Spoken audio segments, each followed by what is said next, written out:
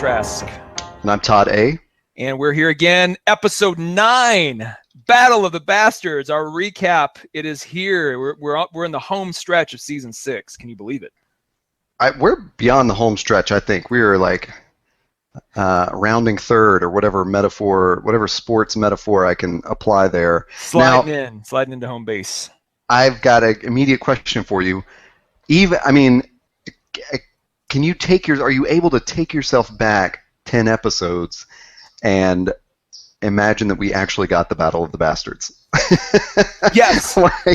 I think if you had told me when we did our preview episode, we talked about it, and it was kind of like, will it happen this season? I didn't go back to listen to see what we said, but I think I'm a little surprised.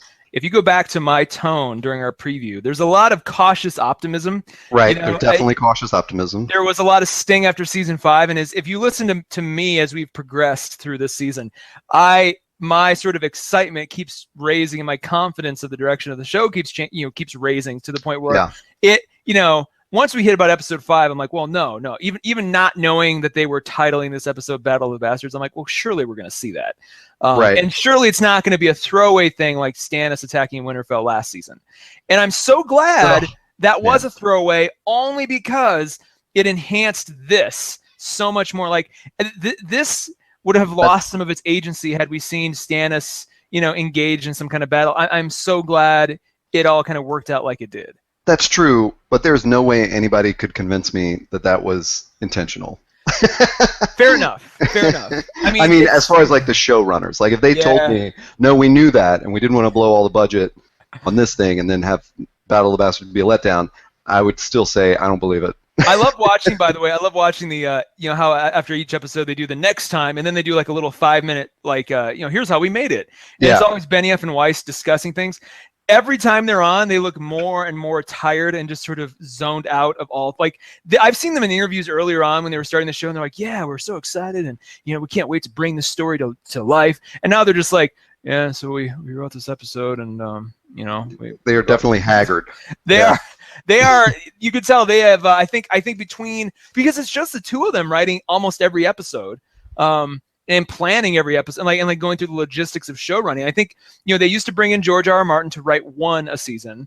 Then they finally said, "Dude, go write your books." So then he's been out. I think they bring in one other person to maybe write another fill-in, but otherwise, it's 80% of it's them. Those two guys are writing most of these shows. Yeah, crazy. Yeah. We have any? Go ahead. I was going to say in this particular episode, and I'm finding what's interesting is more and more as I was looking through the directors' lists.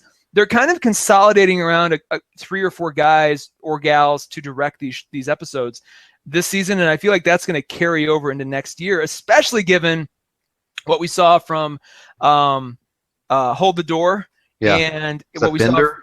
Yeah, Jack Bender. Yeah, who directed a bunch of Lost stuff, Carnival stuff, a bunch of my favorite Game of Thrones, and then last night we had, and I'm going to massacre his last name, Miguel Sapochnik, something like that. Yeah, I think it's Sapochnik. There we go. He directed Hard Home and a bunch of other stuff. So after this, as soon as this episode ended, I'm like, who the hell directed this? Went on Wikipedia and I was like, oh my God, of course! Like the most exciting action-oriented episode of last season, or particularly maybe of the entire series up until last night, was Hard Home, and then that same guy did Battle of the Bastards. And I don't know about you. I feel like the sentiment online seems to be, from most people, if not everybody, that this was hands down the greatest battle sequence ever committed to film or TV. Right up there with Saving Private Ryan, if not better. Right up there with any of those ones that you always hear talked about, right? Like, oh, it's of course a Braveheart or Saving Private Ryan. Like this. Hands down. I mean, it was, at the wrap up, Benioff and Weiss, like in the, into the episode wrap up, they talked about how they, they drew from the story that became the 300. Yeah. Is it the Romans at Thermopylae or something like that? Anyway, whatever. Yeah. And they also drew from like Civil War accounts where the bodies were stacked up so high that there was like an impediment. But yeah, what kept going through my mind was they made a medieval battle look like as raw and, I mean, not that we haven't seen raw and violent things before, but it had that battle quality like Band of Brothers or Saving Private Ryan. Like, I mean, just this sounds so dumb to mention real weighty things like that and then compare it to just like mud smeared on his face. But I mean, everyone in this episode was freaking filthy. Yeah. And as I recall, in the only couple battles that we saw Stannis in, he was, totally clean. not a smudge on him, To the point where there were several times I didn't know who was fighting who, And I definitely think that was well, that was intentional to make you feel like I don't think they even know who's fighting who at some point. It's just like I'll tell you what, we'll get there. Let's go to Marine first. I was literally about to say the opposite thing. No. Okay, let's get there. Let's just get Marine first because I feel like there's so much to talk about with the battle. I just want to get Marine out of the way so that we at least get through. And there's not a lot to discuss. Frankly, I was surprised they cut away at all to any other sequence. When they started the episode in Marine, I was like, oh wow, and I was almost a little concerned because I'm like, well, shit, what are they? Are they gonna short sell the battle then? Is that just gonna be kind of a flimsy kind of thing? And then I had to rewatch it a second time just with that context going, oh no, and so I could enjoy Marine a little more just because I was so concerned. I'm like, quit cutting to Marine, we're wasting time. It worked out. So I agree. I had the same fear, and I definitely felt like they did it right. It worked out. So in Marine, a couple things went down. So it's funny first because we have, I of course have been on team Danny is the real villain. Yep. And just Tyrion mentioning the Mad King, I thought, was kind of like, sticking a pin in that theory and like, deflating it. Because, it was sort of like he was, just by him recognizing, like, you're beginning to act like, your father. Yeah. That sort of backed her off the edge. And I thought, okay, so maybe this is just speculation that she goes full Mad Queen. Well, let's take it another way, though. I wonder... And this is connected to a bigger point that I'll talk about in a second. But I wonder if they're not teasing this idea that when she doesn't have checks and balances, she is the villain. She is the man. And I wonder if this was a sort of a foreshadowing of when Tyrion's nearby, he can at least he's one of those checks and balances. Are we going to lose him sooner than later to the point where she's not going to have that anymore, and then she's going to go off the deep end? And this is connected to this idea that I don't think Tyrion is long for this world. I don't think he's a secret Targaryen. I don't, as we've established before, I don't think that. And even if it was sort of a prevalent theory, which it's not, I wouldn't want it because I feel like he loses his agency as a character when he's not Tywin's son. And as I said on IO9 today, and literally a 52-threaded comment section that I stirred up because I said, I think this proves even more that Tyrion's not a secret Targaryen. And oh my God, they came out of the woodwork and were just like crucifying me like, that's a plot point. I'm like, it is a thinly, very, very thin thread of a theory at most. And you guys are building whole sweaters out of it. And it's not a plot point in the same way that R plus L equals J, right? But they were just constantly defending this pack. Well, Tyrion's special, and what's the point of him if he's not a secret Targaryen? I'm like, what the point of him is he has been defined by his rebellion against his father. Like everything, and you think about it in this grander context. As we know from the world of Ice and Fire, Tywin's own father was kind of a fuck up. And it was, the whole Lannister fortune was basically built off the back of Tywin's intelligence and politics and machinations and all the things he did. He basically is the reason the Lannister phrase is what it is.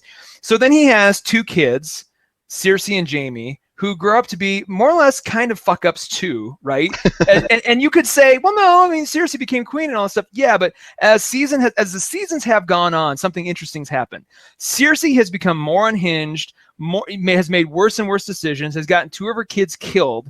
The third's not long for this world, and if we're to believe the other theory about next week, she herself may be gone, King's Landing may be gone, and then Jaime. You could say he's on a redemption story. I don't think he is. I think I think his redemption story is still to come if he makes it past next week. Because if Cersei dies, he's going to need somewhere to go as a story. So while these two characters are doing, are essentially becoming worse, Tyrion has actually been carving out a reputation for himself in spite of the fact that his father has constantly kept him down. And when we see Tyrion in the beginning, he's living the Lannister life. He's kind of enjoying the fruits of what it means to be a Lannister. And I think he gets kicked down a few pegs to where he's like, okay, I can't just coast anymore. I've got to be me. And so we've seen him ramp back up again, and he may end up being the one who actually does good with his family name. I want that to be the case. So if we make him a secret Targaryen all of a sudden, we lose all of that. All that possibility is gone. And it's almost like waving a magic wand and going, well, you were really special this whole time. And it's more bizarre because all of a sudden then he goes from a person who's like, yeah, my father was, I killed my mother in childbirth and my father was a complete dick to me. Yeah. He told me he saved me. He could have drowned me. He saved me. We go from that to, oh, my father was the Mad King and burned a ton of people and was even more of a bastard than Tywin. So like, what do you do with that if you're Tyrion? Like, why this late in the game would you foist all that on him? It doesn't. I don't know where you go with that. Yeah, I agree with that. I don't know that. I don't remember which. You were just hashtag never Tyrion. Yeah, hashtag. I can't remember if I took sides, but I agree with that. And what I think is funny about these conspiracies in general about Game of Thrones, but also just conspiracies in real life, is that Tyrion, maybe he's just an interesting character. Yeah. I mean, not everything is related. Thank you. Yeah, thank you. So, I mean, that's just not how authors work. Because they come up with a few interesting characters, it doesn't mean that they're all secret brothers and sisters or something. Oh, and I tried to make that case, and oh my God, you wouldn't believe the people who are like, well, you don't understand what Grimm is doing. If you'd read the books more in depth, you would know that he's been seeding this for a while. I'm like, yeah, and even if that were true, the show hasn't done any of that. So at this point, you got to see the show as one thing and the books as another thing. And they may end up at slightly the same destination, but all bets are off from this point forward. The fact that we haven't seen Lady Stoneheart, which was this other big, like, oh, she's coming, don't you worry. Yeah. And finally, they're like, okay, they finally were like, Beric Dondarrion's alive. She's not coming back. We're done. So I think all those same people now are shifting that angst to, well, Tyrion's a secret Targaryen. And it's like, no. And I also feel like we haven't seen in the books, there's this mysterious figure named Aegon, who is apparently the long lost brother of Daenerys, who they find. And that hasn't even been introduced in the show at all. I feel like this whole the three dragons thing, if it is a thing at all, it's not going to involve Tyrion. And I feel like he's going to be the next one to kind of have a meaningful death. And I feel like Dany's going to have to face the world. She's going to get having him, and then she's not going to have that sort of check on her power anymore. Her potential madness. You said so many things I wanted to respond to, and now I don't remember any of them. Sorry, we need to wipe. But Aegon. Aegon. But I think I mean there is one of the things we got from that scene, which I know we'll get more in depth on this in a second too, is the conversation between Yara and Daenerys, where they're sort of relating how both of our dads were terrible kings, and there's Tyrion standing right there. Yeah, him too. And there's Theon. Like, these people all have something in common. Yeah. I know what the other thing I was going to say was, you brought up a good point about the books versus the show, which is maybe in the books, because there is that in-depth part. Yeah. That sort of hints. I mean, there's stuff about his eyes being different colors and the color of his hair and stuff like that, which is a big deal in the books. But like, maybe he's not even blonde in the show anymore. Come on, it's like he barely was. And for him to be a Targaryen, it would have to be like white blonde, not yellow, blonde like. Oh no, but he's a half Targaryen, Todd. So it can be dark. It can be dirty blonde like that. Maybe the kind of nonsense I heard today on IO9. Like I literally poked a big old hornet's nest and didn't even realize it. So by halfway through, I was like, God damn it. Maybe he is a secret Targaryen in the books, and it somehow carries its own weight. But in the show, it's just. I mean, I'm just kind of like, who cares? Like that. You were totally right. It diminishes his whole plot. His whole purpose of being on the show is being that outcast and whatever. And you bring up another thing, which you and I brought up several weeks ago, which was maybe Jon turns out to be a secret Targaryen. Maybe R plus L equals J is confirmed, but he doesn't have to ride a dragon just because of that. Like it's almost like there's sort of this, like this red herring, for lack of a better word, of like the three dragons, three-headed dragon, and all that kind of stuff. Like there are three dragons. Maybe those are just the three heads. I do know. You and I also talked about how in the scene between Arya and Tywin, like when she was his cupbearer. In season 2, he brings up one of the dragon riders, and Arya's the one that says, and his sisters. Yeah. So it's been planted that yes, there were three riders of these dragons. It's been planted, but I don't feel like that needs to be like in the same way that when Tywin told Tyrion, "You're no son of mine," everybody took that deliberately. I'm like, right. Why can't it just be figurative like it is any other time that has ever been spoken by man? It's like when it's like, "You're no son of mine." Like, I mean, how many times? And so when they're like, "Oh, they foreshadowed that there'll be three dragon riders," there will be. I'm like, that could just be simply, hey, this is something that happened in the past, and oh, by the way, Daenerys has three dragons too. Isn't that a cool coincidence? Like, it could just be that. Well, and the weird thing too is like when you start comparing it to the books, there is so much like I'm going to use another weird metaphor here. There's so much chaff to wheat ratio in the books. Yeah. There is interesting stuff in the margins of all of many of the stories there that never becomes anything. Yep. And because he's dragged it out for so long, I mean, it's been 10 years since book 4 came out.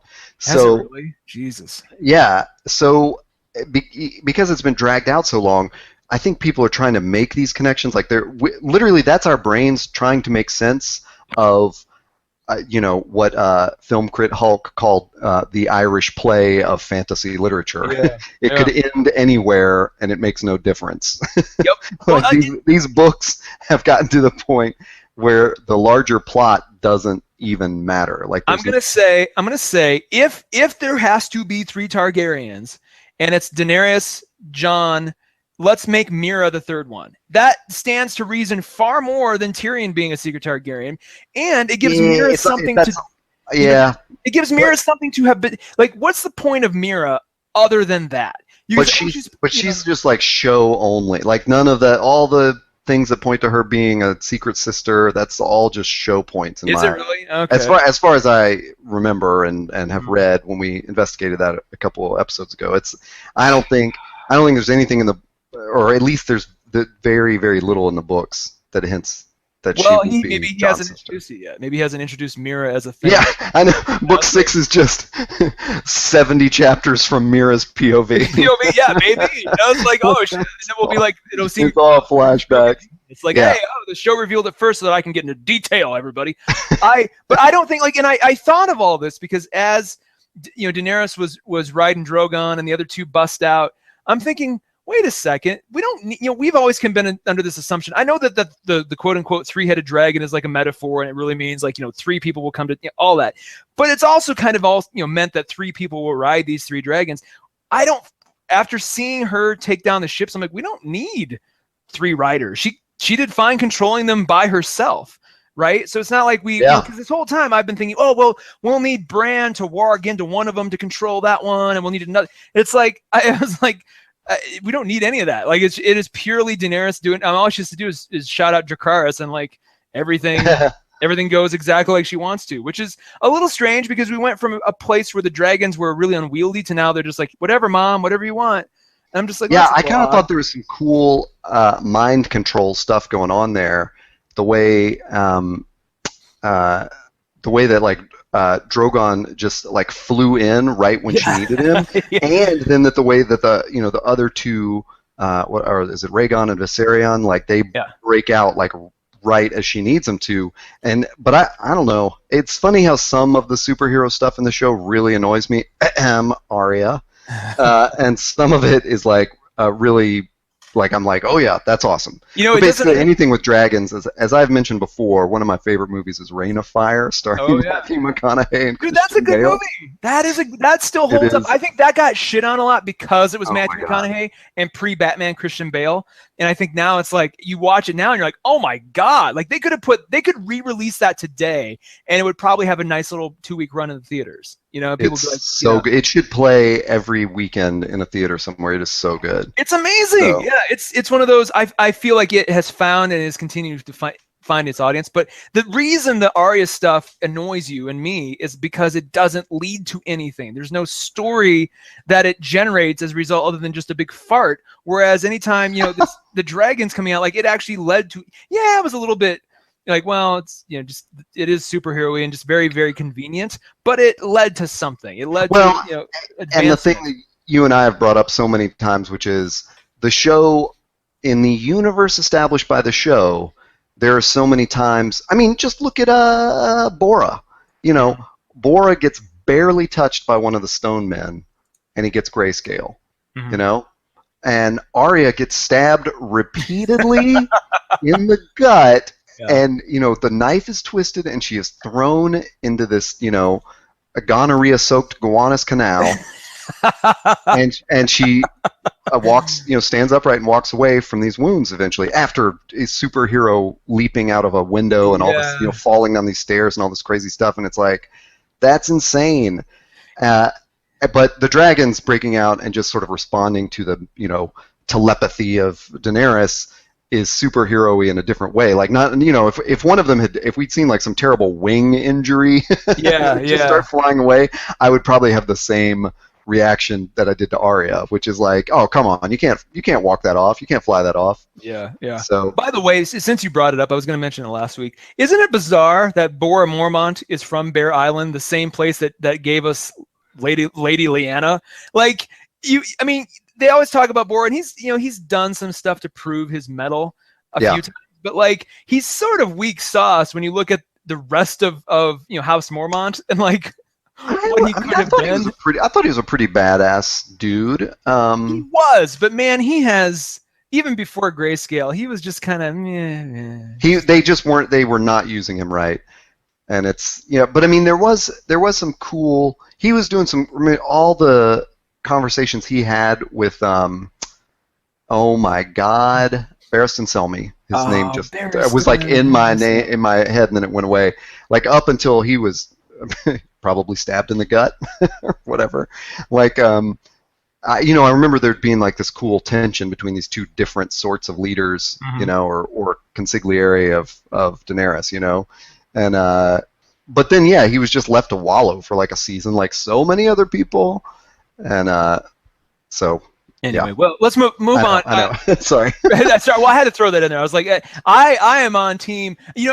I would be completely content if Lyanna Mormont ended up the queen of everything when this is all said. Yeah. Like I'd be like, yep, of course. What a great like dark horse candidate. Yeah, seriously. Like we don't meet her until like episode 8 or whatever, or 7 or 8 of season 6, and then it's like, oh yeah, she's the one. She should lead everybody. She can lead everybody, and Lyanna and Olenna Tyrell can go up there and live out her days with. Well, before we have too many comments on her, the Daenerys and Yara scene. Yes, I already two strong women, by the way. That conversation between them was so good, and it was like when she told Yara like there's no more raping and reaving and plundering. I don't know why this is so dumb. But I just kind of believed Theon and Yara accepting those terms. Like I just felt like Yara has met another strong female leader and has said, I will accept terms from her. Sure. Almost like I'm not. If she still had to compete with the men, she was going to outdo them on whatever terms they set. But because Daenerys was sort of meeting her as a peer. It was like, yeah, we'll agree on that. Well, I just thought it was such a cool scene. I love that the show has not strayed away from Yarnarius shipping. I didn't realize how much I wanted these two to meet up until I saw it. I was like, oh my God, more of this. And I love they leaned into it too. They're like, there was clearly some flirting going on between there were some Yara painful glances and Daenerys, and we already established that Yara swings always, so it's just like, you know, she was just like, yeah, all right. And part of me almost wondered too if it wasn't like Yara just going, yeah, I guess we'll see, you know, like, you know, not really wholeheartedly being like, sure, of course, whatever you say, but, you know, it's just kind of like, we're here, you're hot and you're a queen, and I'm a queen, you know, let's just get along for right now. You know, that's kind of how that's what I took away from it. What was bizarre to me though was that, yeah, so Tyrion's like, hey, I got a shitty father. Daenerys, you've got a shitty father. You guys got a shitty father. And Theon's like, yep. And Yara's like, yep. But I'm like, I thought Yara was closer to Balon. I thought she had more respect for him than, yeah, he's a fucker too. And I was just like, what? That's a little out of character for her. I agree. They didn't. It's sort of like that. The thing you asked the other week about Davos, like somehow being like the guy that had the whole history of the Night's Watch in his head. And they're like, they could have done one scene where he was like sitting at dinner with them, asking them about, you know, their previous leaders and stuff. They really could have done more than one scene of Yara breaking with her father. All we needed was something last week, or the last time we saw her and Theon, just her going, you know, our father wasn't always cracked up to be Theon. Like, just like confirming the fact that, oh, maybe she was.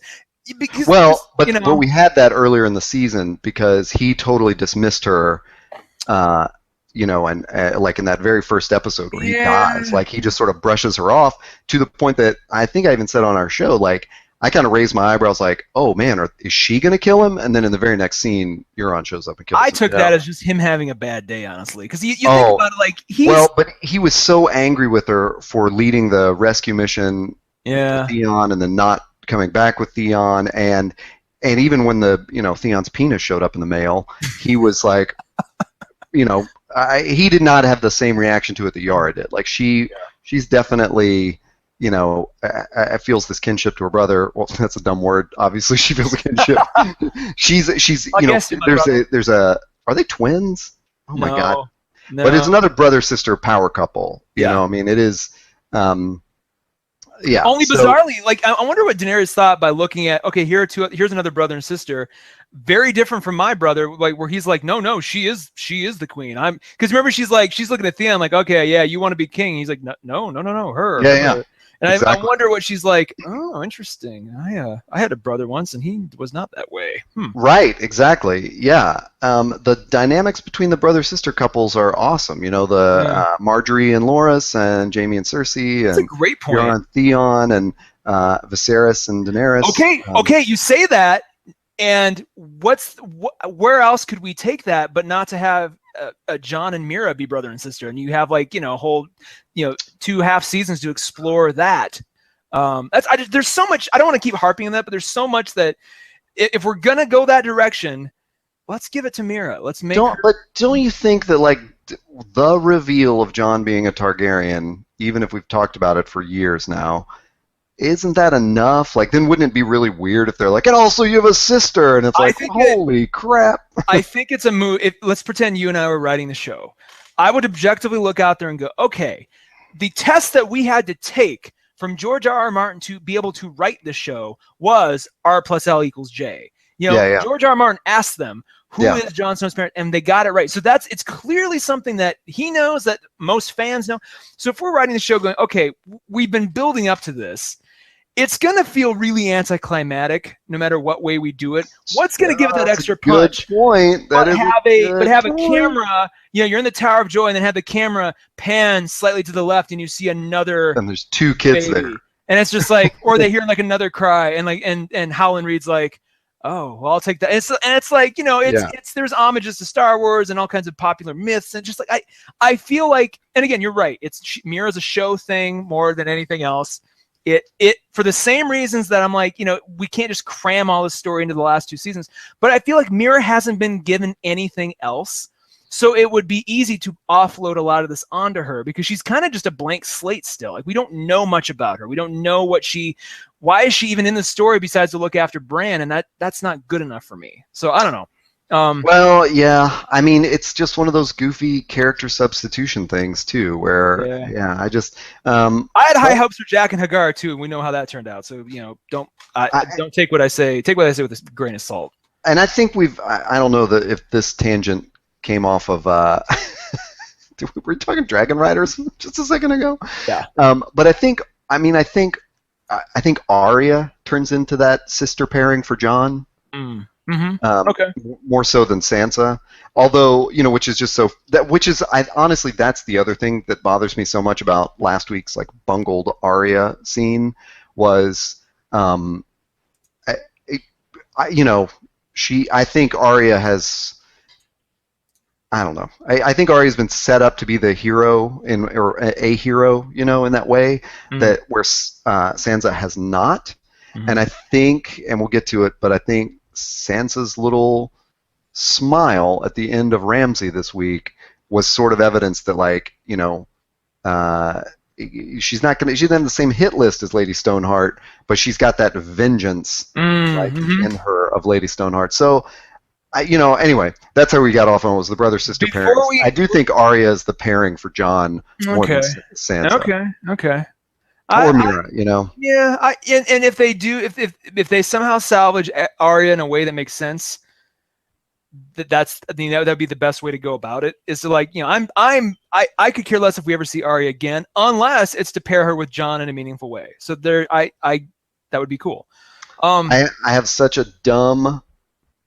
It's too spoilery. Say it. We're one more episode this season. You and I have talked about this, but we've never mentioned it on the show, so that's why I hesitated. But I mean, I know a lot has changed, but really industrious people did take photographs of George Martin's original outline of the story, and you can find these on IO9 and other places, and in that he indicated only 5 characters making it all the way through. Which ones? Tyrion, Daenerys, Jon, Arya, and Bran. Interesting. Yeah. So that's where I base a lot of my like Deadpool guesses on. Yeah. If they're not in that list, I think their head's on the chopping block. Well, before we jump back, I said, so much stuff changed in that outline. Yeah. It's like, I mean, obviously this has been like, what is this, 23 years ago that he turned this outline in? Oh, long ago. Oh. Yeah, like before Game of Thrones, the first book was, before it was even a deal, he had just written like several chapters and sent it.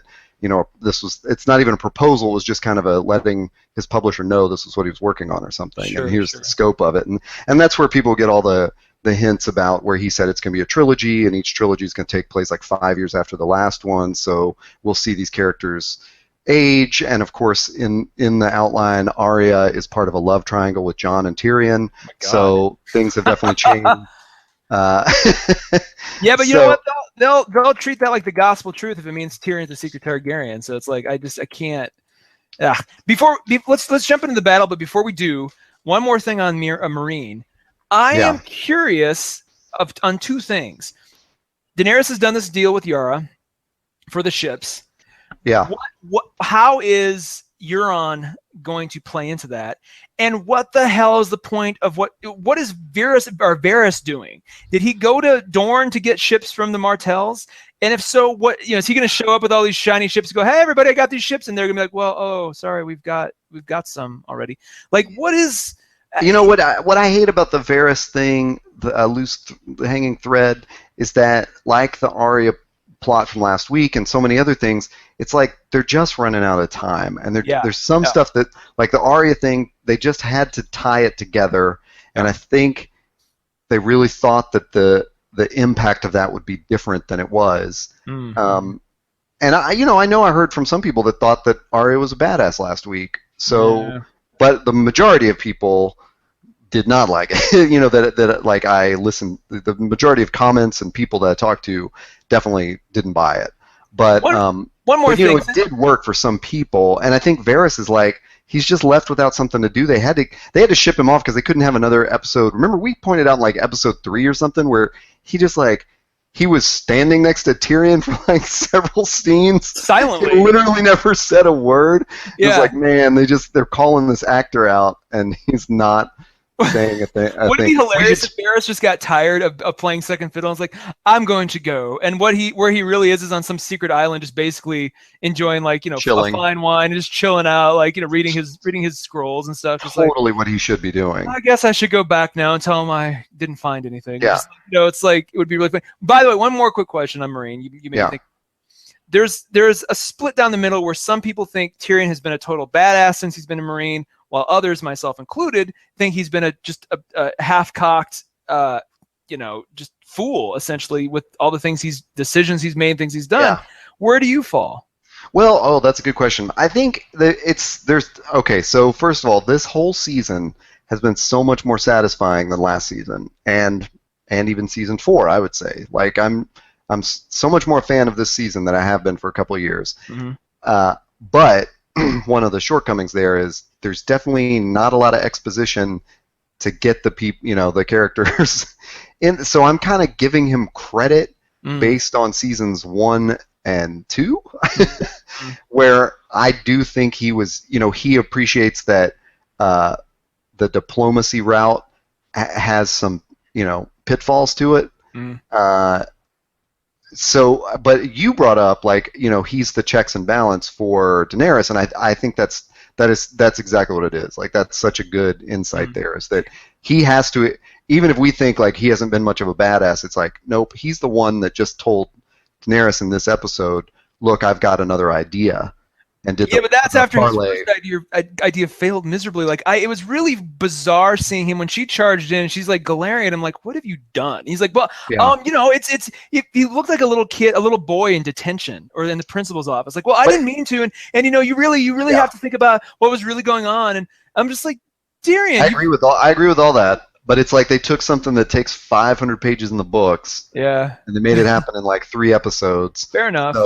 So it's kind of like the Siege of Marine had to happen. Yeah. It's possibly still going on in the books, and Daenerys is off in the field with Drogon. I don't even know. So, but it's something goofy like that. So, yeah, I think they were condensing the Tyrion story, and like the Arya. Condensing. We're not totally buying what he looks like an idiot, kind of. Yeah. Well, let's transition, and honestly, I'll say this transition. I put in our show notes. I have an image here on the left-hand side. Some genius on IO9 put these together, and it never even occurred to me. I was like, "You glorious bastard!" It's so good. Somebody took the shot, the Misa shot of Daenerys at the end of season 3 was it? 3 or 4, where she's being surrounded by the slaves at Marine, and they're all like reaching out to touch her, and it's an overhead shot, and she's looking up, and she looks very much a symbol of hope in the sea of humanity. Right next to that is a picture of Jon from last night, where he's in the middle of all these dead bodies. Again, the same overhead shot, and it's dark, it's bleak, it's like this hopelessness in the sea of humanity. And I'm just like, oh my God! And I don't know if that was intentional. I'd like to think it is, because it's such an iconic image. Oh yeah, and I think it's got to be. But god damn, it was good, and I'm just like, what a great transition between Marine and Hardhome in terms of just like the themes going on. Where you have Daenerys who is largely, for all her Mad King kind of flaws, she's still a fairly effective leader, and she's trying. She's not making a lot of stupid decisions, whereas everything Jon does, it seems like that dude is not cut out to lead anybody. I'm glad you brought that up. My outlook on all of this is that the people who are supposed to be the good leaders are terrible at it. Mm-hmm. And I would throw Daenerys in there. Although you're right, like, she has been effective in some of her moves of late. Like, she has traditionally been really bad. We can blame Tyrion for his truce with the Masters, like, going awry, but I mean, it's Daenerys that flew off on a dragon and didn't come back for a while, got herself like caught by the Dothraki, which, by the way, makes even less sense now that we've seen Drogon respond to like her mind commands or whatever. It's like, why didn't Drogon just swoop in and burn all the Dothraki then? It's just anyway. So there's gosh, I wish my dragon riding fantasies made sense. But you think about Jon, like a lot of Jon, like people will go, oh, Jon, he had Hardhome. I'm like, all John did at Hard Home was react and get the fuck out of there and just go, oh God. Yeah. You know, and then like John when he was with the Wildlings was basically like, oh God. Like it's like it seems like every situation he's put in, his reaction is just to just run screaming away from or into danger, just going, oh God, maybe this. And it's like last night was. Well, let's start at the beginning of that battle. Yeah, okay. Which is John alarmingly is like riding up to the front, ranks. Yeah. And Ramsay steps out. Yeah, their little parlay. Rickon on a rope. Well, wait. Before that, no. Before that, they have that little. Oh, the parlay before the battle even starts. Yeah, let's back up to that. That was great. It was great seeing Sansa basically be like, "You dirty bastard!" Like it was just like her, sort of feigning confidence in the presence of Ramsay because that's the first time she's seen him since she's escaped. So it's like a rape victim coming back to confront her aggressor, and it was kind of satisfying to see her go. To give him some shade, to be like, but more, it was almost like she was outshaded by the resting bitch face of Lady Mormont, just sitting on the horse, just like, and as Ramsay's talking, it just cuts to Lady Mormont. She's just like, what the fuck? It was so. Man. I was waiting till I'm like, what is she gonna have like a quippy line? Like, what's gonna happen? And she didn't say anything. She's just like, yeah, no. That was just so perfect.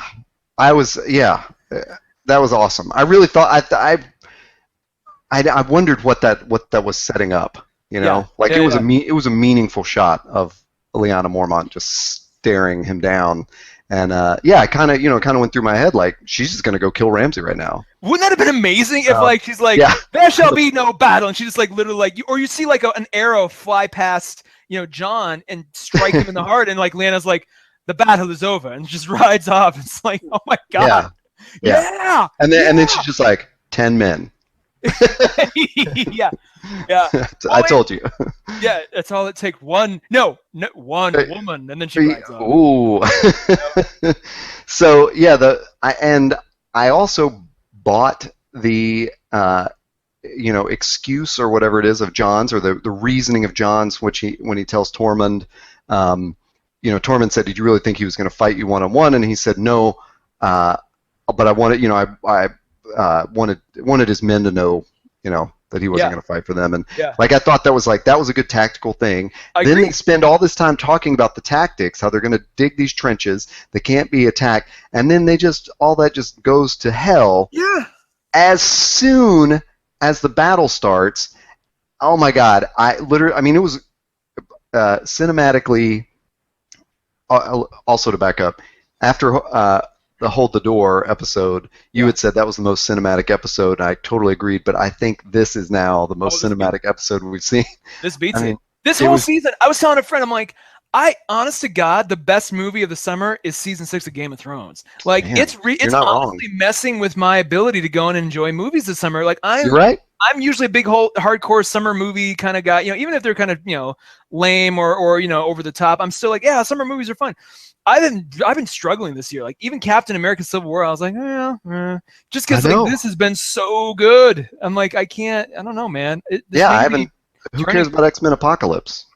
Yeah, I enjoyed it, but it wasn't I enjoyed X-Men Apocalypse mainly because freaking Sophie Turner was in it. I just kept thinking, oh man, Sansa's gonna be great to see. Like it was almost like carryover from this. But yeah, so speaking of Sansa, she tells John, she's like, you're making all these plans and none of it's going to matter because Ramsay's going to manipulate your ass into something that you're not even going to see coming. You probably should deal with that. And he's like, yeah, well, I'll just do, you're you and I'm me. And just like, and she's like, okay, but I know this guy. I know him, right? You don't. And I know, I'm telling you now, whatever you're going to plan, do the opposite of that because he's going to manipulate you. And sure enough, we say as miserable as a leader John is, you can hate Ramsay all day long, but Ramsay's a tactically smart guy. That guy has, single-handedly almost basically kind of taken over the North. He killed his father. He killed anybody who was going to stand in his way or even offer legitimate help, more or less. And he's got, he understands how this is played. And he is the Joker of Game of Thrones. Yeah.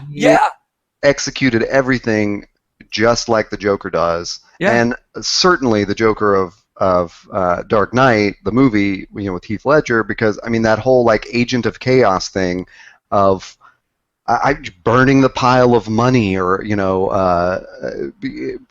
having those guys fight to the death in front of him, and just like all that, like that's Ramsay. Like, it is tactical, but it's just so ruthless. Yeah.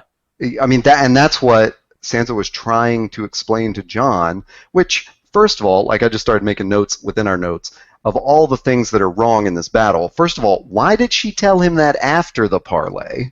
Yeah. I mean, yeah. And then why did she tell him after all the men had gone? I mean, it's not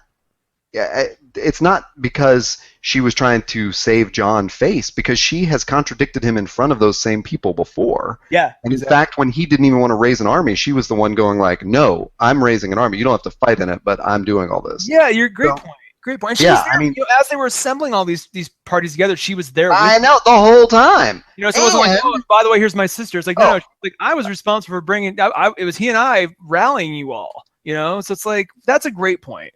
And she had all these opportunities to tell him about the Veil, about the Knights of the Veil. Yeah. Now, agree. And oh my God, they even brought it up where he was like, she said, "You're just rushing into this because you don't have an army." Blah blah blah. You didn't even ask me about this or whatever, and it's like, that's your moment, Sansa. It's not going to be any more wide open for you to say, "Why don't we hold off for another day?" I didn't think she could have said that. I didn't think she was confident enough that the Veil was coming. I agree. I agree that's why she was quiet about it, because she didn't want to delay the battle and they not show up. Well, and I kind of empathize a little bit with her, because she's got Jon, who she knows, she thinks is this kind of legendary fighter now who's been through all this shit, and she's like, he knows that side of things. If I tell him that this other army might kind of be coming, maybe that alters his confidence to the point where he doesn't try as hard or something. So like, if they don't come, I need to kind of let him do what he's going to do, because that's our only chance, essentially. Because she even said, she's like, if you lose, I'm not going back. I'm not going back in that castle. So it's just like, she kind of had, she was playing the worst case scenario, essentially. Oh yeah, she was gonna Cersei and Tommen this. Take the what is it, the shade of whatever. Shade of something. Yeah. So we got there was someone tweeted at Joanna Robinson, and I retweeted it so you can find it in my feed, but where he said next week Lyanna Mormont's going to confront Sansa and say, if you did know that the Knights of the Vale were coming, or if you didn't know the Knights of the Vale were coming, you're an idiot, and if you did know, you're my enemy. That would be amazing. Throw Sansa's words back at her. But I was like, oh my God, you're exactly right. Like, dude. How is nobody furious at Sansa for that? I mean, great. Or all Lyanna has to do is just go, "You're terrible at this," and just like walk, like in the same way Olenna Tyrell is like, "You are the worst person I've ever met," to Cersei. Like Lyanna Mormont could just be like, "You're bad at this," and just like, all of you Starks are terrible. And honestly, I don't understand how you kept the North for as long as you did. And it's probably time that Bear Island become the new seat of the North. So that's what I'm going to do. That would be fantastic if they did that. Yeah. So Sansa tells Jon, okay, this is my list. She tells Jon about Ramsay after the parlay and after the men leave. She doesn't tell him about the Knights of the Vale. Yep. So then we have the scene that I was describing earlier, where we see them the next morning.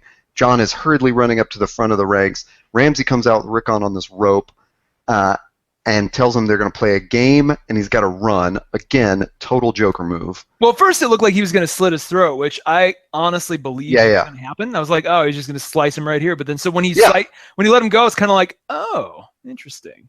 Yeah. So he's running, and do you want to say it? Yeah, he was running and did not, and just kept running and didn't deviate, didn't change. In a straight line. I think the entire world as arrows are falling around him. I think the entire world was like, take a turn left, do anything, wait zigzag, man. Something look, but run backwards so you can see where he's firing the arrow, and then run the opposite way. Like, oh my God, it was crazy. It wasn't like all the archers were firing at him. It was just Ramsay. No, and you can argue Ramsay's a pretty good shot, so it wouldn't have mattered, but at least make it difficult for him. At least he had to arch back so far to get the distance on that arrow that there is no way that if Rickon had been zigzagging that he could have hit him. Yeah. There's just no way to judge that unless the person keeps running in a straight line. Yep. Also, why wasn't John screaming, "Run in a zigzag, you dickhead"? If you were John's, didn't Ned teach you anything, you fucking idiot?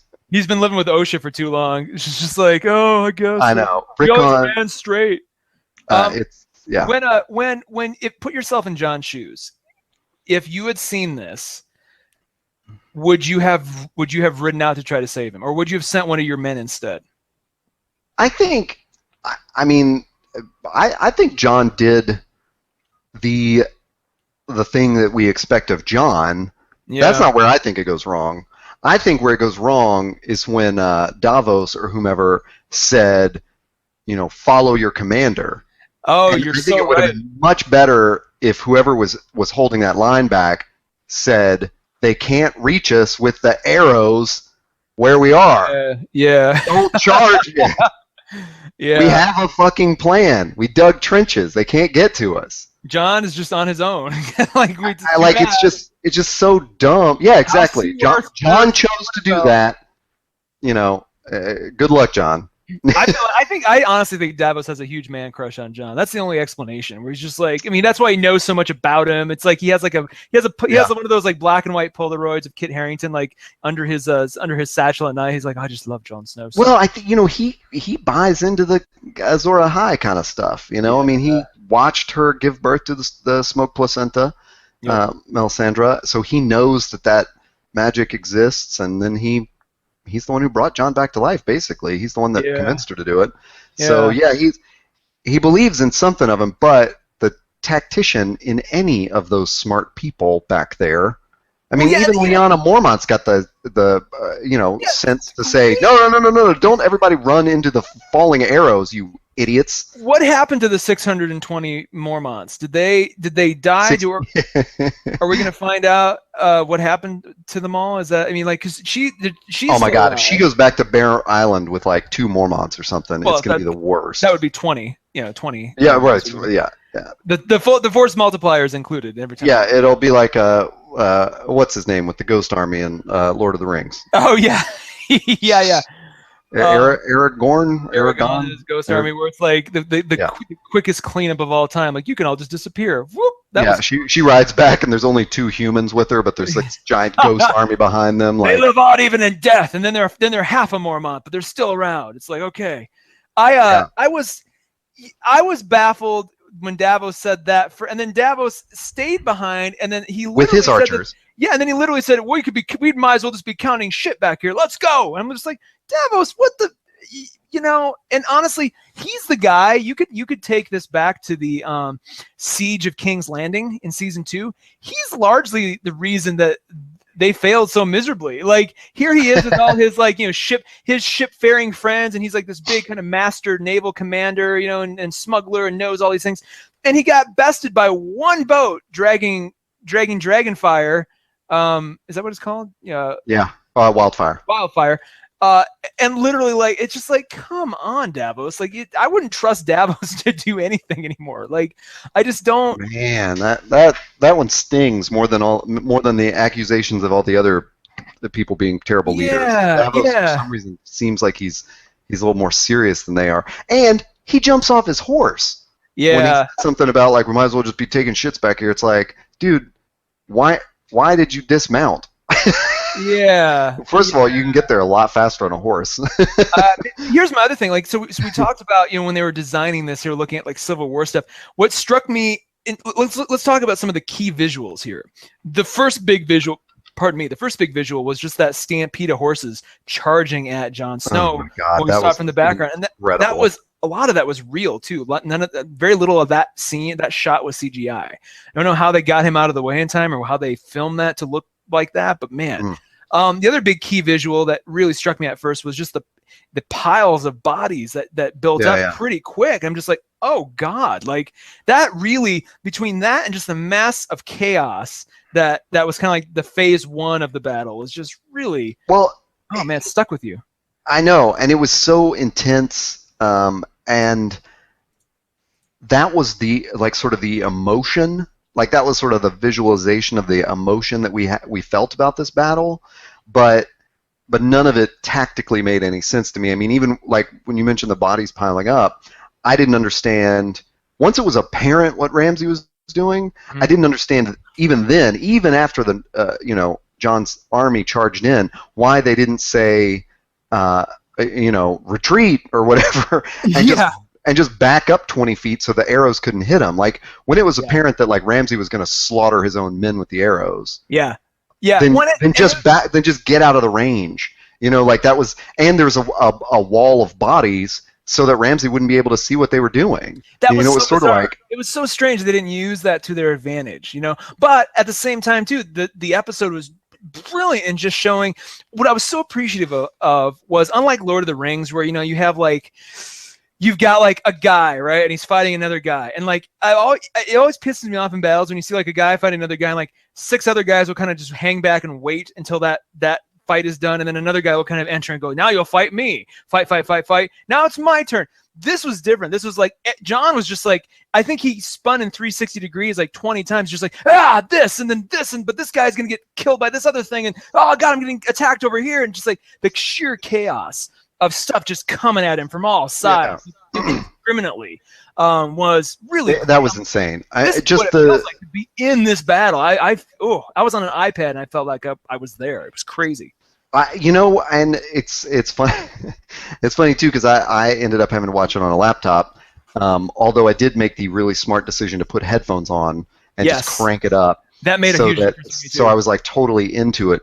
But just even just focusing on it in a dark room, like it just looked amazing. And not to bring up this movie twice on in this episode, but I remember in 300 how comic booky. Oh, and plus it's Zack Snyder, so that's an instant third rail of geekdom to touch on. But he did such a good job of capturing the comic book aspect of it with the like action at hand, But that episode last night just upped the ante like so far. I mean, that was it was so like there were just parts of it where I was like, that is a panel from a comic book, like a perfectly painted panel, or just a painted frame. Like that's the perfect frame right there of that face or that action or whatever. But it was happening so quickly. There was none of the slow motiony Zack Snyder,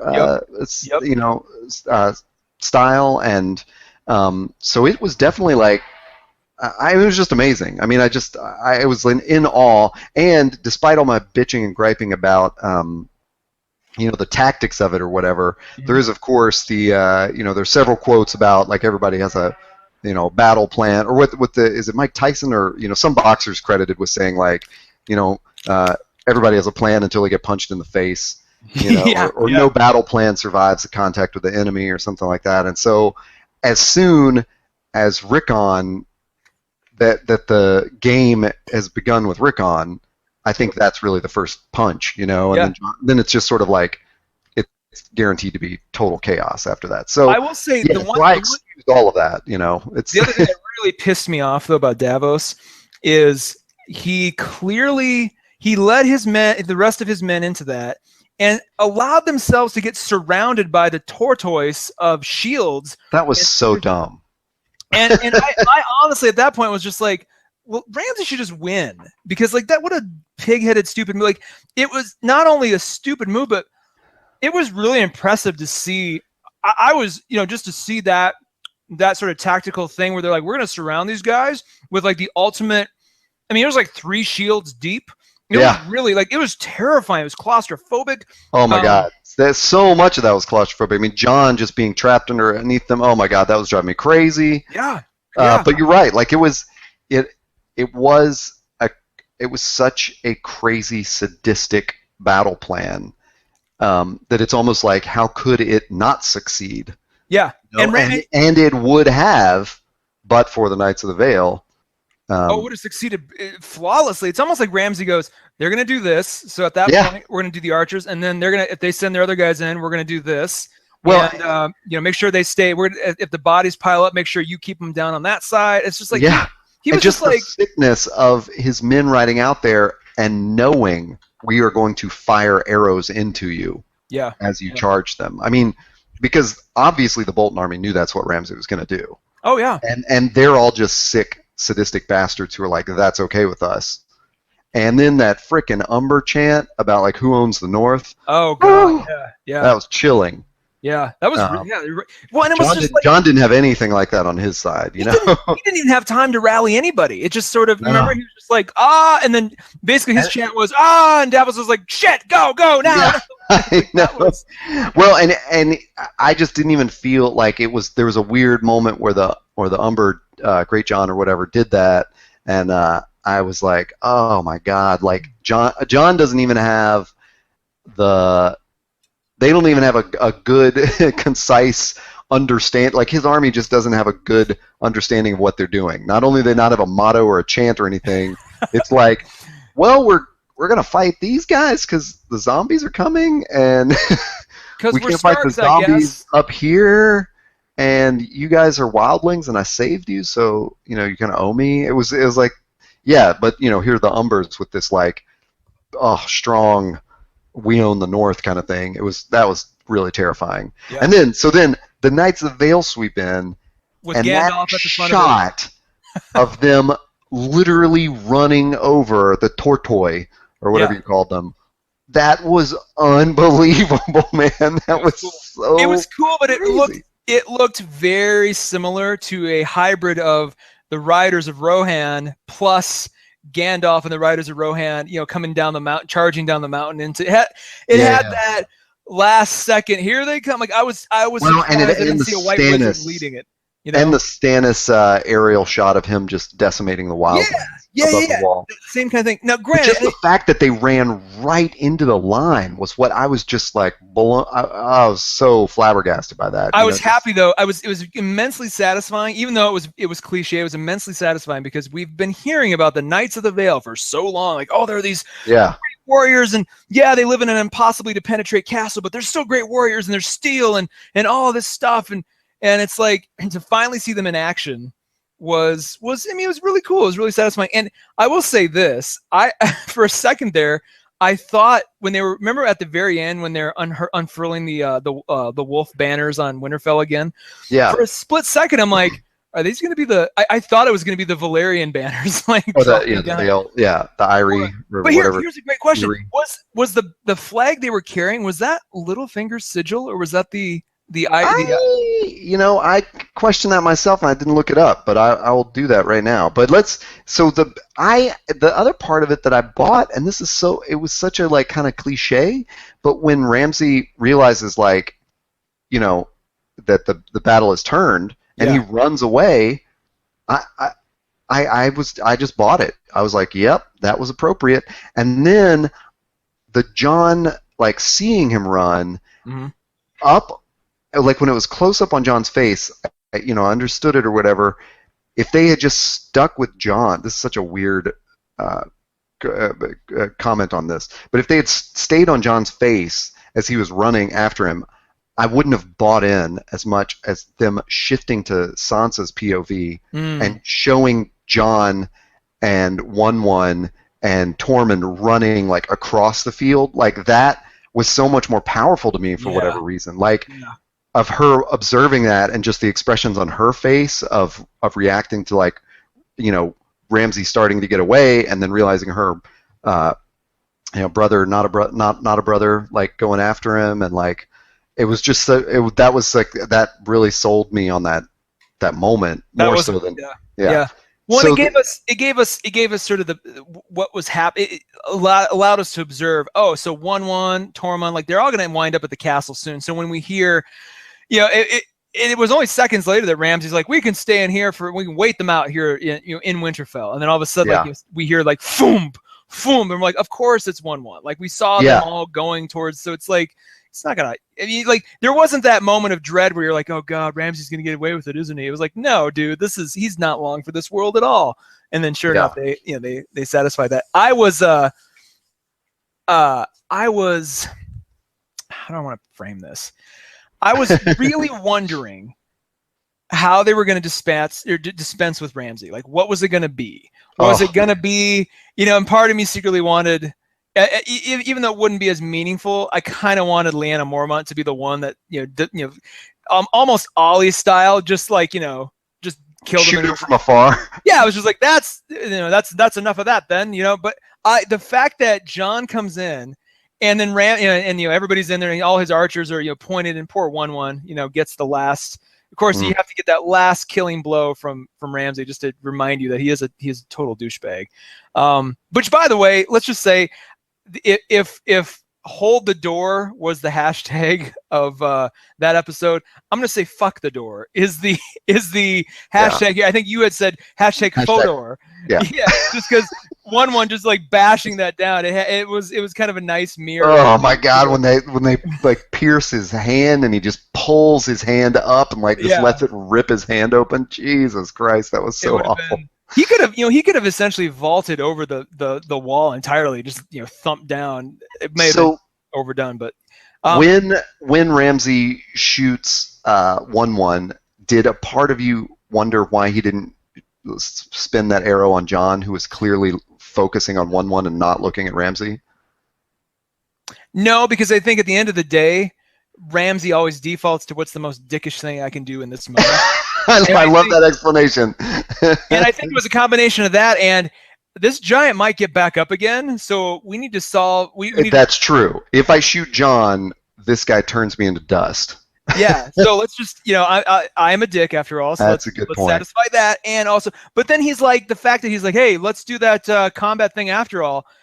I was honestly wondering if Jon was just going to be like arrows and like, almost Butch Cassidy style, every arrow in Winterfell would hit Ramsay at one time. He'd just be like... Dude, honestly, that is kind of how I wanted it to go down. There was no part of me that was like disappointed with Jon using the shield, and like I didn't go like how corny, like, but I really did wish Jon had said no, shoot him, and everyone just loosed their arrows right then. Problem is with that though, we did with what we got to see two things. We got to see Jon's just relentlessly coming at Ramsay, and Ramsay actually, for the first time, illustrating fear. We have never seen him afraid, and he's like, as he was firing off his last arrows, and Jon just kept coming. It's like, shit. This is that relentlessness was necessary, and Jon realizing like, he's not mine to finish off, and like when he looks at Sansa. Yeah, but that was after he gave us, I think, he literally was the embodiment of all the audience's wish fulfillment of just beating the living shit out of Ramsay. I thought he might have just beat him to death right then. So the fact that he left a little bit, like because it was one of those things where he just kept going, wouldn't stop. I was like, oh my God, this is like what we all wanted. I didn't think he was going to kill him.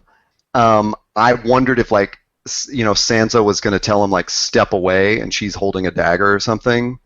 And Lyanna Mormont's like, right there. It takes us one punch, you pansy, and just like punches them. She's constantly one-upping them. That is totally how I would write that character. Just like or she just shouts That's her mom. Not how you do it. See. It takes it, I honestly thought she'd get one more little quip in or something before they got rid of. I mean, it's fine that they didn't. Like, I think they lucked out with that actress and they didn't quite play. They had all these episodes written before they cast that part. So I think it was just one of those things like, oh shit, we got to do more with her next season. Hopefully. But I loved that it was a 1-2 punch of literally and figuratively of Jon just beating that fuck out of Ramsay, and Sansa having kind of the final, the final confrontation and the final sort of comeuppance. Well, and when you talk about the fear, like as gross as that scene was between Sansa and Ramsay, like I guess it was worth it, if we want to use that word, like to see how cocky he was, so jokery, and then when that first dog moves and he realizes what's going to happen, like that, I guess it was, like I'm saying, I guess it was worth it just for that fear of like where he, man. It was, and I was kind of glad, by the way, even though it was gross, I was kind of glad they didn't just do like the cutaway and you just hear it, right? Like they showed more of him getting torn apart than I think we've seen from any other of his victims. And I was kind of thankful for that, because I'm like, we need as an audience to see, just like Sansa's seeing, to see this through to the end. Like, we need to see him meet his demise. Otherwise, you're robbing, you're basically, you're propping him up in a way like, well, we're not going to show you that. It's like, no, show it. Because we got to, at this juncture, Well, yeah, there were kind of two ways to go through it to make it, again, awful word, satisfying. Like, they could have done what they did and have him, do that, or like they could have shown it and had it that graphic and that clear that the Starks got, exacted their vengeance on him, or they I had been predicting for a while that he might not get his comeuppance and disappear into the night or something. But you're right. Like, if they had just the camera just sort of turned away from it or whatever, it wouldn't have had the same impact, because we'd seen him be such just an awful person to so many people. I mean, and put so many people through. We have the PTSD of seeing a lot of his victims, seeing that happen to them. So like, we needed to see him. Yeah. We needed to see it through to the very end, and it was graphic and everything, but it had to happen.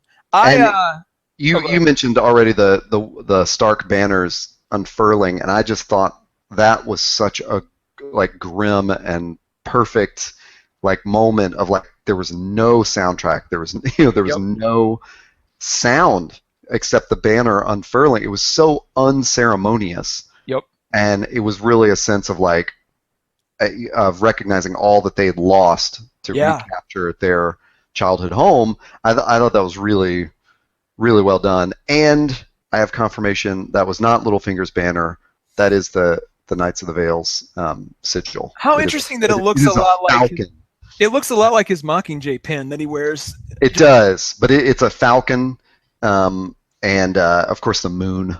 Got the moon door and all that kind of stuff. So sure. Yeah. Do you think? Yeah. No, you go ahead. I was going to say that brings us to the end. I mean, we could say another 2 hours of how awesome this battle was. Yeah, I really wanted to just watch it all again last night and realized I can't take it. I was like, that was way too emotionally heavy for me to try to watch it again. It's gonna be one of those things that when you do watch it again, it'll feel just as new and interesting because there was so much to take in. It'll have repeat value for a while, which is awesome. It'll be like, I agree. So let's hit the preview and the wild speculation, storm of speculation. And I'll bring up something you put in the notes that comes up right after at the last scene of Ramsay and Sansa, which is what awful thing was Ramsay implying with there's a part of me in you. Well, we've seen two things. We've seen Sansa say, I still feel it. When she's talking to Littlefinger, we're meant to take that as, she still feels the trauma of what's going on. After Ramsay said, part of me is in you, we all thought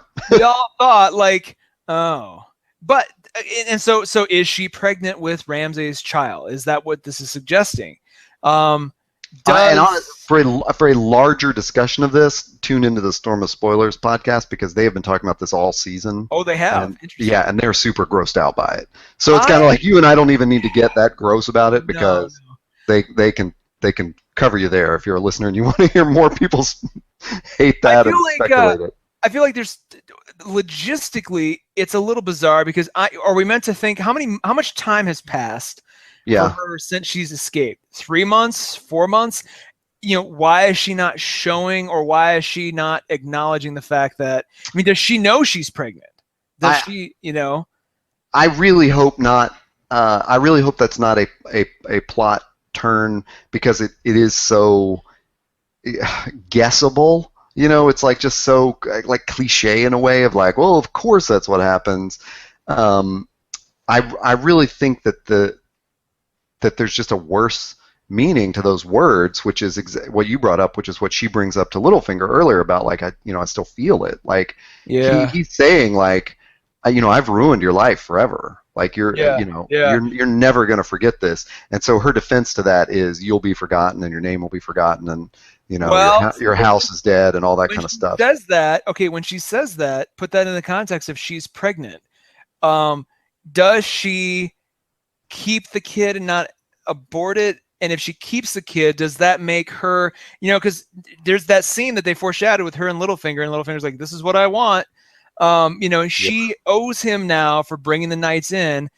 Is she going to be more compelled to marry him under the cover of, oh, I'm pregnant. If I marry him, then I could pretend that that's his kid, you know, and not Ramsay's, and I don't even have to deal with this whole, you know, this fact that it's Ramsay's kid. Like, does she look at that as an opportunity for that cover? You know, there's a lot of ways they could take. I know. It's all gross either way, any way you take it. That's just so many loose threads that they then got to tie up and just ugh. I really hope that not. First of all, I certainly hope that she's not pregnant. I agree. There in the books there is like a potion that people drink to end pregnancies, moon tea. Yeah. But as far as I recall, they've never brought that up on the show. They could introduce that at any time, though. Yeah. But I also hope that the Littlefinger thing. I know, obviously, that must be what he's suggesting, or at least that's, you know, I'm not doubting that. I'm just really grossed out by it. Yeah. Well, let's just put it up there for. I mean, they're going to reveal it next week. I would hope, if it is or isn't. Like, I do think, you know, if we're wildly speculating, I do think a good speculation is that Sansa hears him say that and says, "There's no way that what you haven't even begun to repay me for what Ramsay did. Yeah, you know, yeah. I'm not. There's no way I'm marrying you." I would hope that, you know, or maybe she says, like, you'll be recognized for your contribution, but that's it. Like, there won't be. Maybe you get pardoned for your crimes. That's true, because now he's basically betrayed. I mean, if we think back to season 5, Cersei summoned him back to King's Landing to go, what the hell? Like, because he was, you know, and she's like, you're scheming with everybody. Like, you know, you belong to us. You're part of Team Lannister. So, you know, assuming that King's Landing stays standing after next episode, there's going to be a lot of, you know, sort of things to answer for from Littlefinger's side of things. I don't know. It'll be curious to see. I do feel like, though, speaking of King's Landing, we got a good healthy dose of foreshadowing from Tyrion going, yeah, there's there's the Mad King, and there was the wildfire that we found, you know, that I found for the thing, but there's also there's this other wildfire that the Mad King buried everywhere in Westeros, and like one giant sort of, you know, we could set it all off at once kind of a thing. And the fact that he brought it up so explicitly when talking to Daenerys made me go, oh, shit. So, yeah, let's play that out. I mean, we did see in the previews that Cersei is in the Sept for her trial to begin. Mm-hmm. And I guess, to me, it's sort of like throw the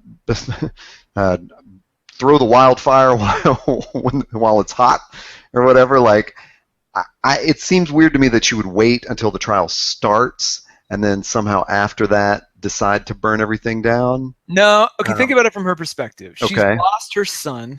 I think she's coming to, or has made peace with that fact that her son is no longer her son anymore, and she is on her own essentially. So I feel like if I'm going to go down, then all y'all are going to go down with me. I don't think it's going to be all of King's Landing. I think her plan is to take down the Sept, because Tyrion specifically said, "Oh, you know, it's in the Red Keep and it's in the Sept." Like he spelled out. Yeah, he spelled out where it all is, and so it's just like, I feel like she's going to have it. I think.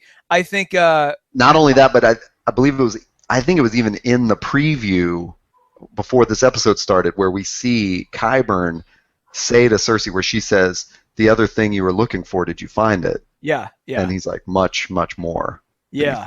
And I think Qyburn's allowed to walk around while she's in the trial. So it's like, I foresee, you know, the Ned's Head moment is going to be next season next episode when, you know, I think she's going to try to burn down the Sept. I think she's going to go down with it. I don't think Jaime, if we're led to believe Jaime is hanging out with the Freys all of a sudden. That's funny. Like, you noticed that. I didn't. And it's funny because I rewound that preview so many times, and I didn't even see Jaime in that scene.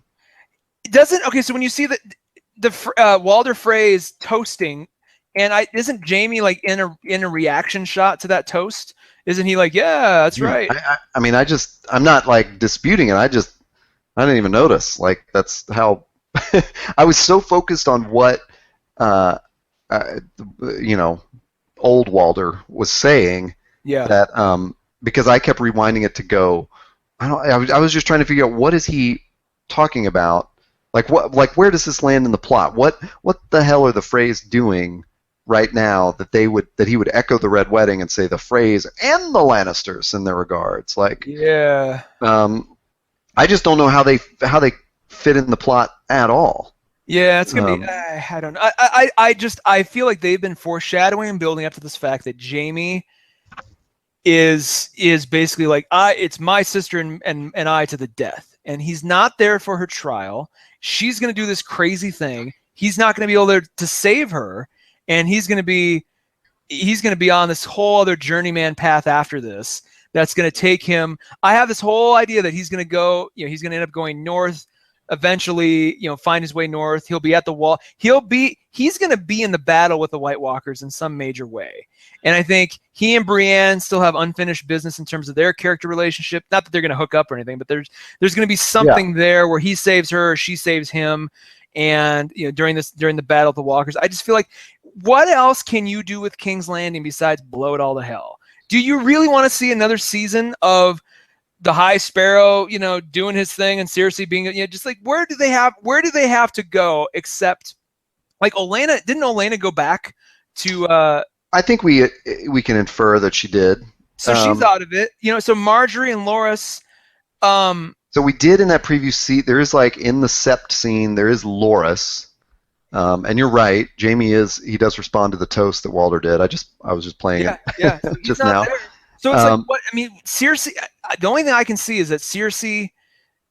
And activate all the wildfire. Like, what else? And the wildfire is like, she doesn't have an army.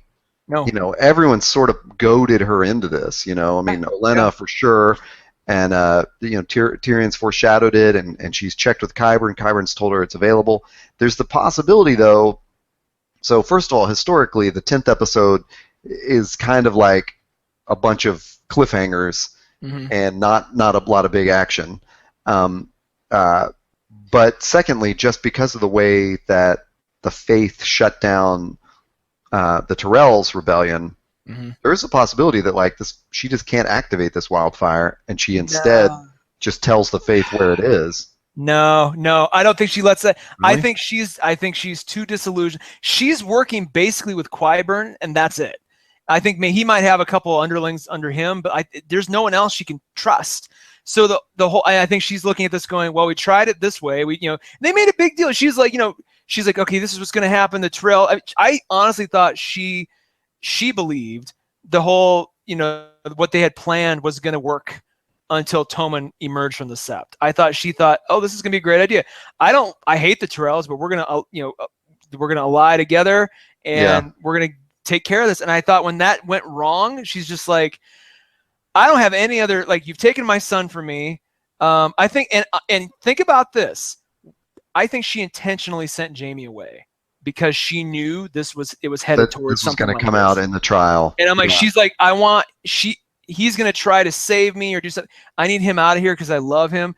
We didn't. I don't think so. I mean, I don't think she did. I don't think she sent Jamie away because she knew she was going to burn stuff down, but I would accept that she helped send him away because otherwise Jamie finds out that she was sleeping with Loras, or not Loras, but Lancel. Oh, in the trial, yeah. Like that would come out in the trial.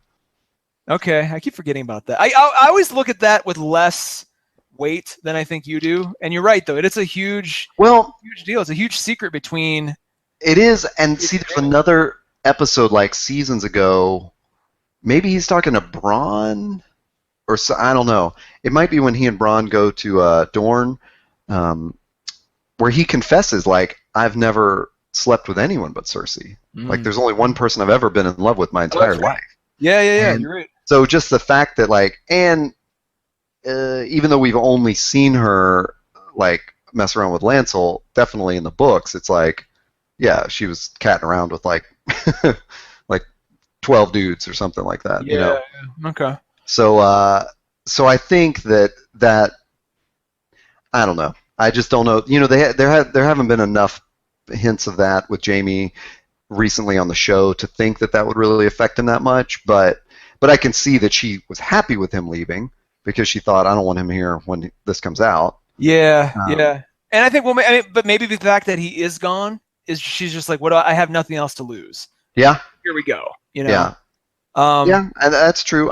I mean, I just honestly, all I want after last season and season 4 to some extent and some other Game of Thrones episodes is just to see stuff happen. Yeah. Well, and I still feel that way at the end of this season. They're in such a good mood now. I think this season has been so well done. I wouldn't put it past them to be like, we're going to end on a bang, literally. That's all everybody's going to be talking about for the rest of the year until next season starts. Is shit, she burned down King's Landing. What the, I would certainly hope that they think that rather than like, it would be great if there actually were a conversation where they went, well, that Jon Snow secret really went over like a wet fart. Let's this year, let's go out with like a literal bang. And well, maybe that's it. Maybe it's like, hey, we'll do the Tower of Joy, and it will just be Jon, not Mira.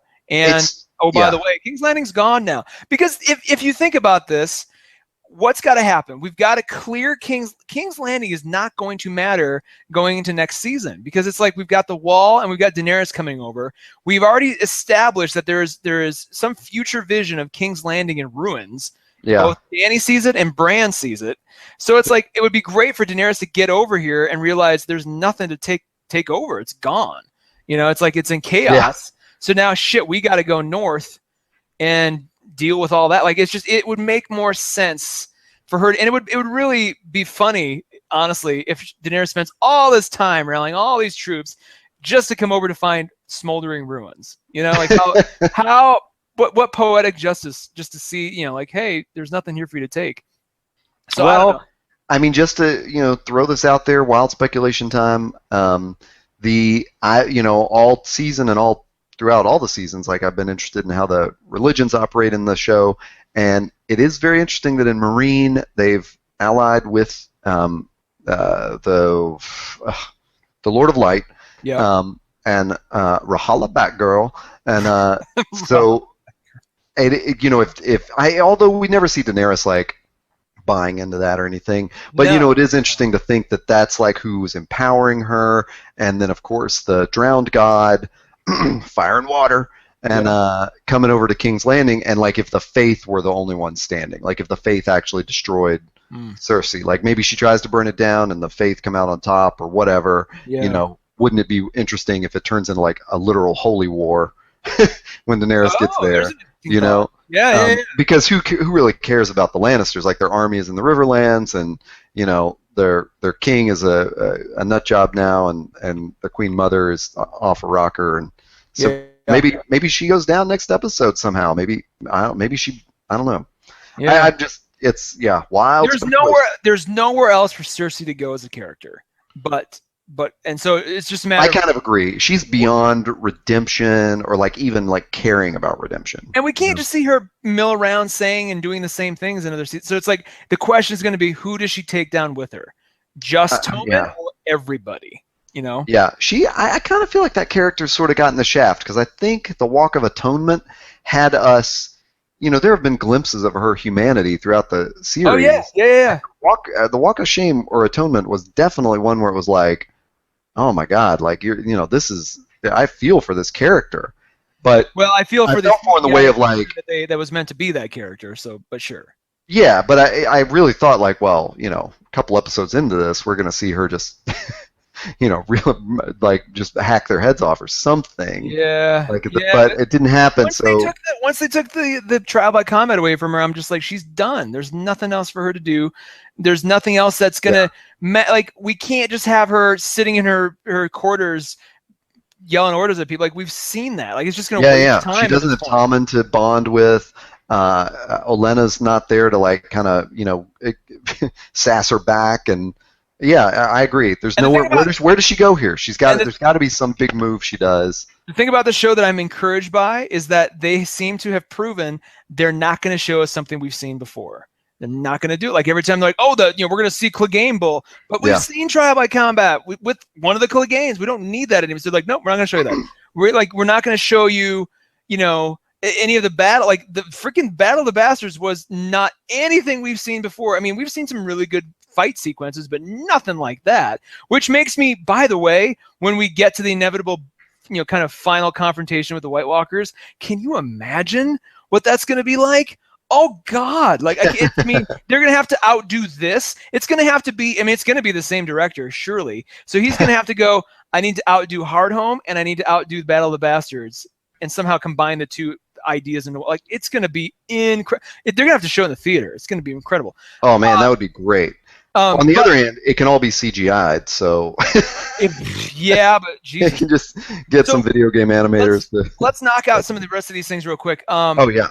John punishing Melisandre because we got Davos, I think, realizing what happened to Shireen. What a weird scene, right? Yeah, it was really weird, and it was just weird that it's like it strained credibility. That fine, Davos, he's like, this is what I do before battle. I'm gonna go out walking. Okay, fine, but the fact that he would walk onto the remains and happen to just see his plot device. I'm just like, dude, and it just is like, and the fact that he'd be like, he'd be like, oh, so she must have burned. So what does John do?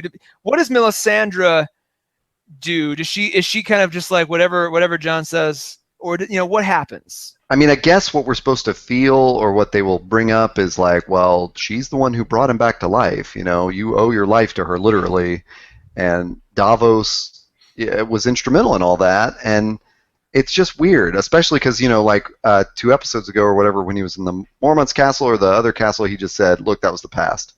Yeah. That was to Brienne, wasn't it?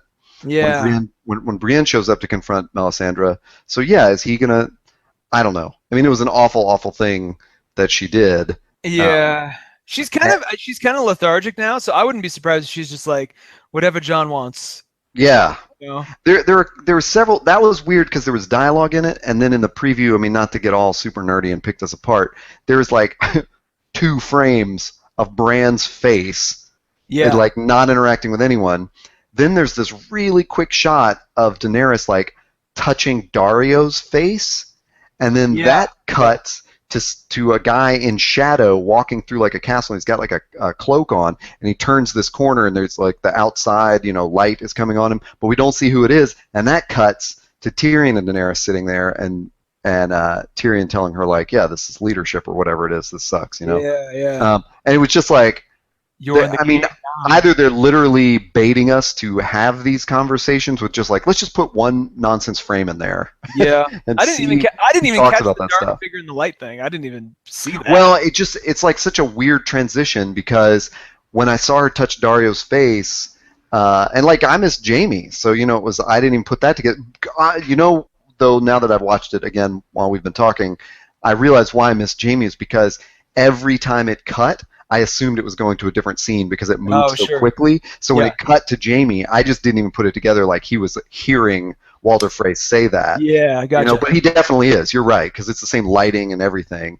But there's all these weird little like single frame things that aren't really exciting or like there's nothing really enticing about it. So I don't really understand this preview except to get idiots like me to go, what was up with that one frame of the guy?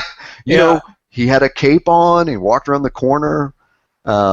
So yeah, I don't know. Well, I don't know what else we can say there. One thing, and the final thing, I guess, is just that, and I say this only because you go on IO9, man, and you're going to see passionate people talking about all kinds of crazy nonsense. And there's this prevailing theory that all of a sudden, everybody's like, well, you know what really happened is that the waif killed Arya and Jaqen sent her away. And I'm like, no. Just like there's no Lady Stoneheart, Arya is not the waif. Like, it wouldn't serve any purpose to make her really the waif and have Arya be dead. Like, what? Well, now that was a theory that we also uncovered on, like, didn't a Wired writer write about that? And we talked about that on Twitter. Yeah. And neither of us buys into it. Not in the slightest. Well, and the dumbest thing is that I go back to the George R. R. Martin outline, and it's like, if you got 5 characters that are surviving and Arya is one of them, then she didn't die as the waif, like at the waif's hand. a season before the outcome.